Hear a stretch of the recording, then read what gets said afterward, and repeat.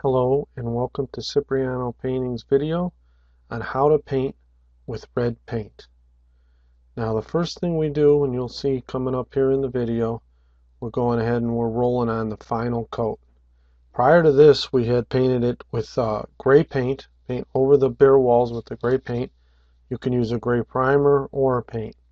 In this case it was an existing home and we went over with the flat gray paint to give a good base coat underneath there.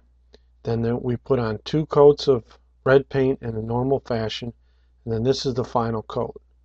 Now we painted horizontally, now we're going vertically over the same exact area. You notice we're using a foam roller. Doesn't keep a lot of paint on the foam roller, but it gives you a nice smooth finish.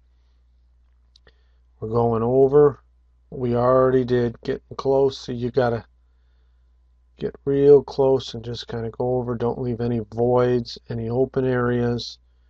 Kind of smooth the paint out nice and even. Nice and even there. Now we're going to go over the top here, coming back from the right to the left.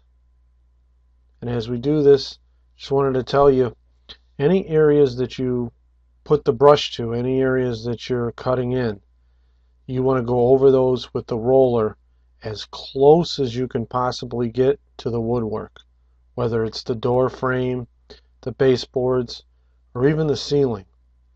This is done because on these dark colors you'll get a concept known as shadow boxing. And see how close we're getting right there? Just as close as possible to eliminate any shadow boxing whatsoever.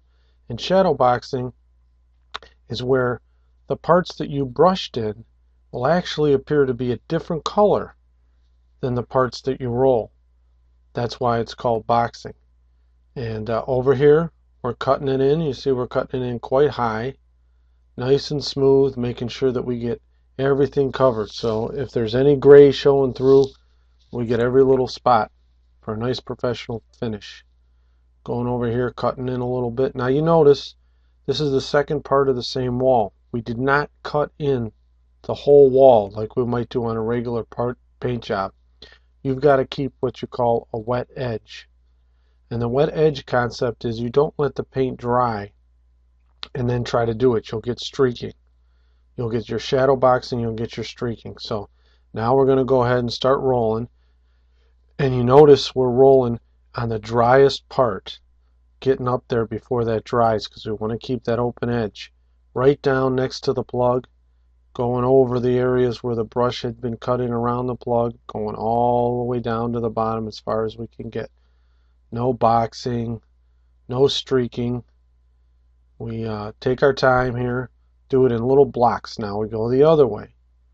So here we go, back and forth, making sure, now trying to get down as close as we possibly can. Get real close.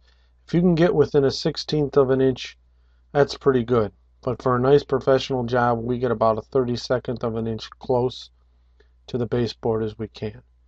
Back and forth. Now see, getting those voids out of there. Just kind of spreading the paint out evenly, nice and smooth. Back and forth, and now we're going to go up and down. See, up and down, right over the edge. Right over the edge where we painted before. Kind of keeping it nice and wet so nothing dries before you hit it. So you can overlap somewhere that's wet.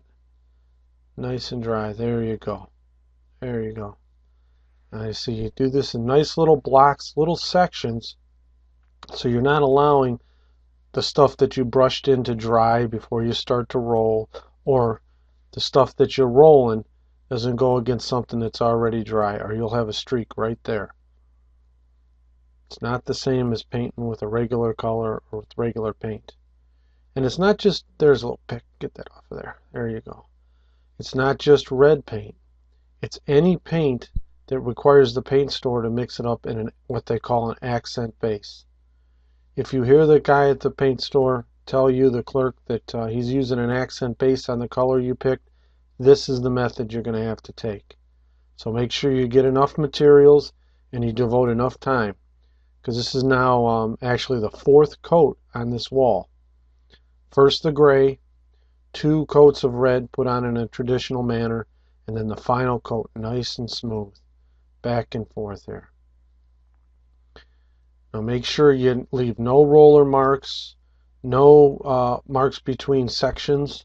Do not do a section that's so big that by the time you come up against it, it's dry already. So just make sure that you do the sections in the right size. It could be 3 feet by 3 feet, or depending on how quickly you're moving and how quickly the paint's drying. Your humidity factors and things like that. Now here we're going on the last section of that wall. See, we divided it up basically into 3 sections and divided those into 3 blocks so that we kept a wet edge on there. Now we're going to go ahead and get this cut in here. It's our 3rd coat of red, so we're making sure that in the corners and everywhere there's no gray showing through. Now see, we're going ahead and we're rolling here. You notice we're going against what we had previously rolled first. Kind of overlap that a little bit here. It's good to overlap it. That's not a problem. Just kind of get real close to the baseboard, as close as you possibly can. And you'll see more of that in a minute. And then go back and forth. First you put it on up and down. Now you're going back and forth, squaring it off so there's no voids, no empty spots, nothing. This is not the type of material where you can get all done with the job and say, oh, I missed a spot in the middle of the wall. I'll just get it with a brush real quick here. I'll just hit that spot. It won't work. You'll have a pink spot. Now see, we're going up here against the door frame. We can't get as close as we could otherwise, but we'll get as close as we can to prevent any of that shadow boxing. It really looks bad. So, and you won't know you shadow box until it's fully dry. Mostly you'll know when the customer calls you. And if you get any paint on the woodwork, just wipe it off with your finger real quick like I just did there. Don't let anything linger and get dry. And it's harder to take off. Now see, we're going down here in the final corner. Down and then across, getting it just, even though we just hit it with the brush, we're getting it as close as we possibly can. And as close to the door frame as we can. Now notice we're not taping anything off. We use good quality professional paints, and we're not really getting any splattering whatsoever. Of course, we're going real slow and deliberate, so it's not like we're working it real quick where we're going to get a lot of splattering. You know, we find it's better to do it this way than to tape it off. And you take off the tape and you got paint that slipped behind the tape anyways, so it's better to be able to see it. Now you just get the edge here. We're just about done, and that's red painting. There you go. And there you go. That was the beginning. Thank you.